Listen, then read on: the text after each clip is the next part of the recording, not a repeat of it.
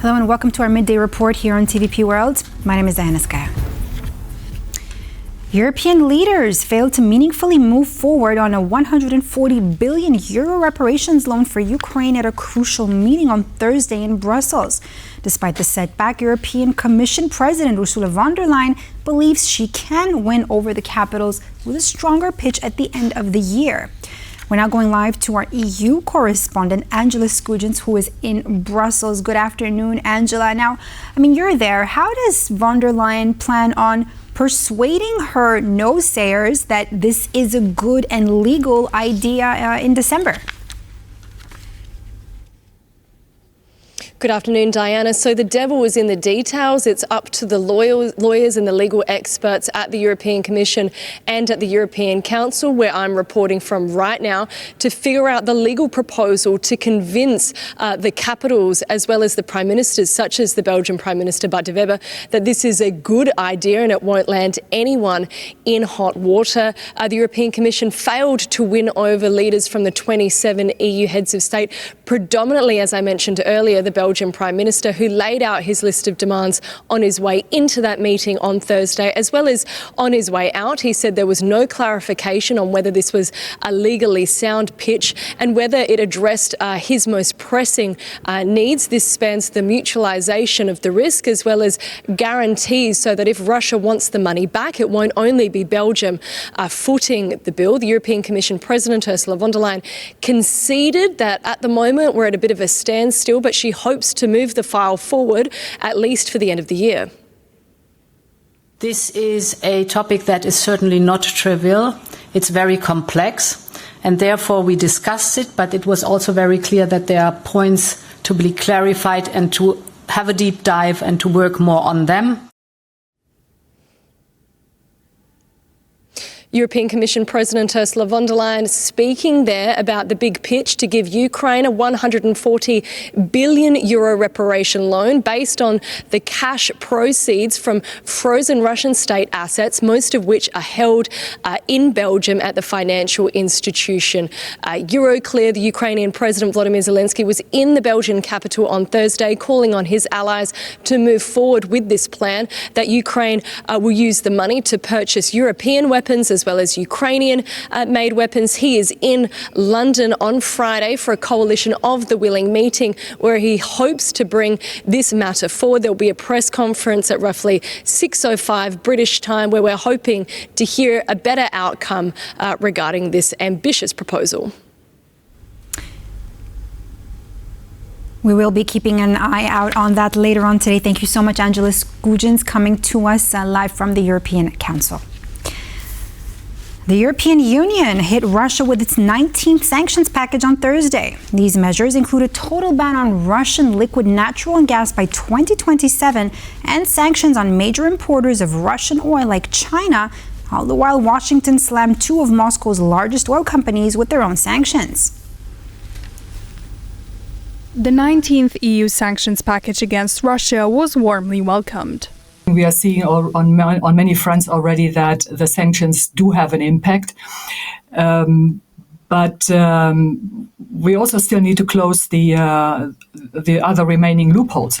And that also includes frozen Russian assets. What are the alternatives? America is not providing funds to Ukraine.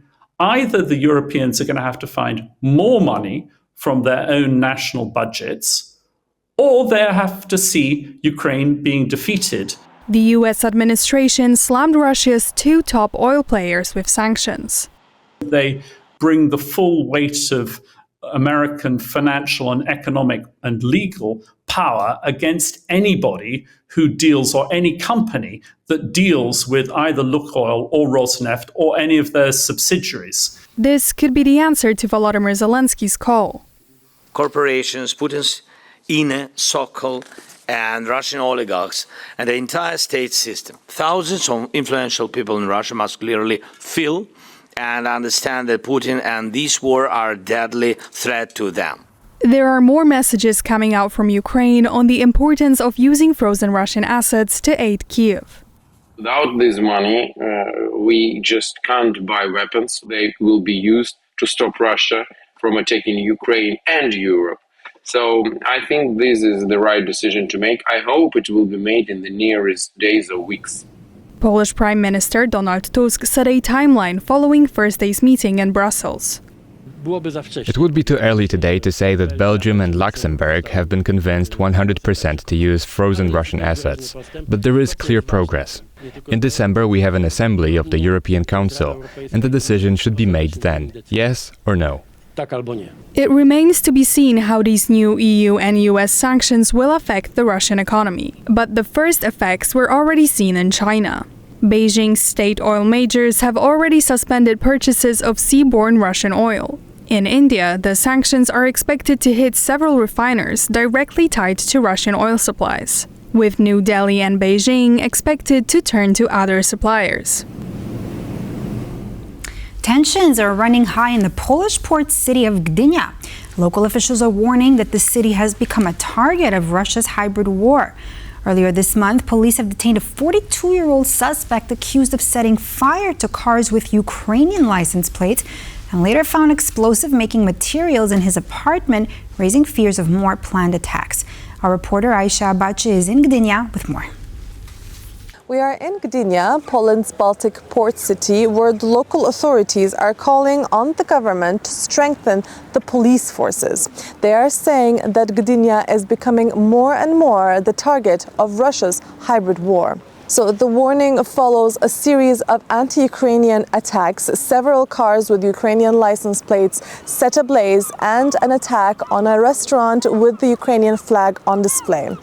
They're also saying that this is not only a way to antagonize the Ukrainian community here, but it's also because Gdynia is a strategic hub, a port, a NATO port that has been delivering military aid to Ukraine since 2022.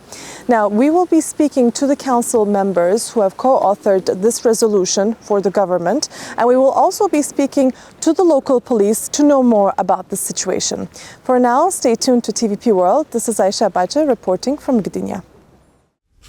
Central and Eastern European governments have until November 21 to decide what to do with assets and contracts with Lukoil, a Russian oil major sanctioned on Thursday by the United States. Now, Lukoil has 2 refineries in the region and is a major crude supplier for Slovakia and Hungary. Failure to decouple brings the risk of failing under sanctions. This is Lukoil's refinery in Burgas, the newest headache for Bulgarian Prime Minister Rosen Željaskov. We have 1 month in which we must make a national decision on how to approach the refinery as a state.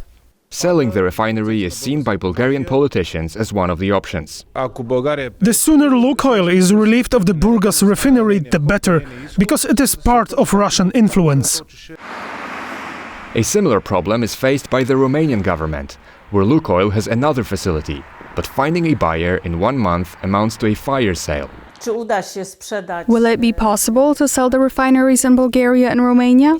If yes, it definitely won't be at an attractive price, and any potential buyer would probably purchase those shares at a significant discount. However, an even bigger headache is coming up for the governments of Slovakia and Hungary, for whom Lukoil is a major oil supplier. If Washington does turn a blind eye and doesn't enforce sanctions it imposed, then there won't be an issue. But if it does enforce them strictly, I think both capitals will have a serious problem keeping that oil flowing. Hungarian Prime Minister Viktor Orbán has already said publicly that he's looking for a solution. We are working on how to circumvent this sanction. The Slovakian government is likely to look for a sanctions exemption to be able to continue purchases of Russian crude. Any further actions taken by CEE governments depend on how exactly the sanctions are applied. So it's all very wobbly, and in many ways it remains to be seen whether those sanctions will really be enacted. One thing's for sure, the region's energy map is in for a redraw. The leading candidates for next spring's parliamentary elections in Hungary kicked off their campaigns in earnest with large-scale rallies held in the country's capital during a national holiday on Thursday. Everything points to a hotly contested and possibly dirty campaign. And with that, the campaign for Hungary's 2026 general election is now truly underway. rallying their supporters during Thursday's commemoration of the 1956 revolution against Soviet oppression, current Prime Minister Viktor Orbán and his main challenger Peter Magyar made a point of showing off their respective support bases.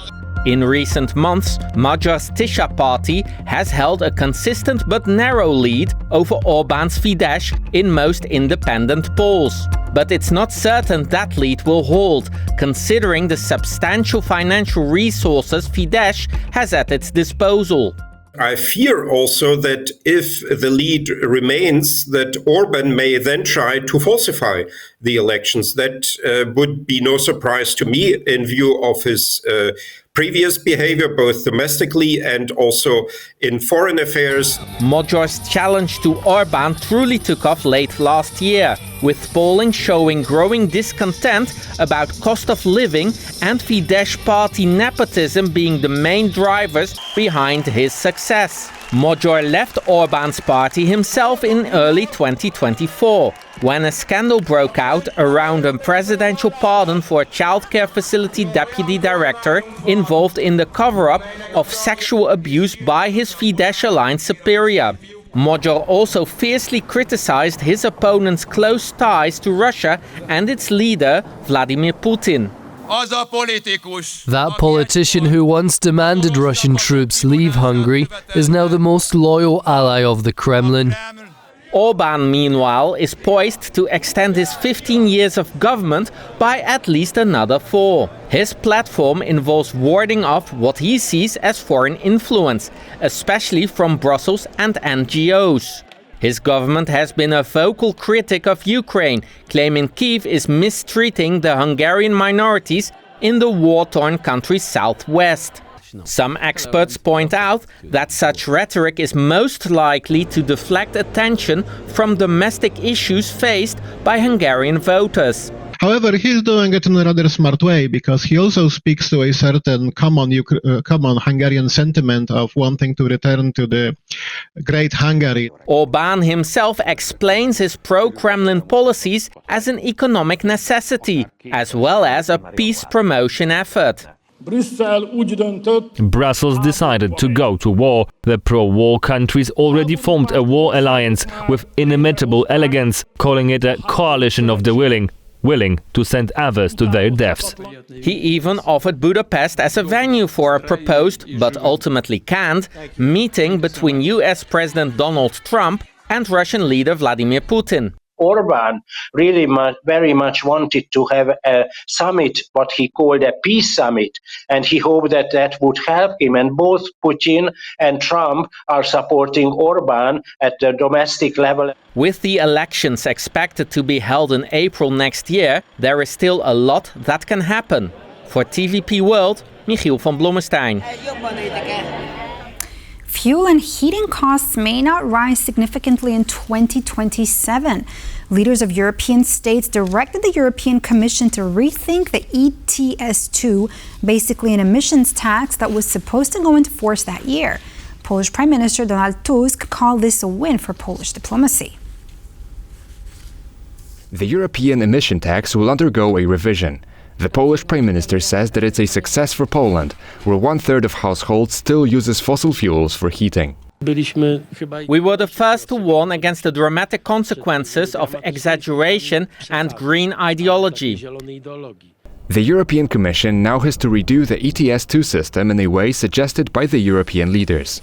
Options on the table include postponement, gradual imposition of the levy, and stronger consumer protections.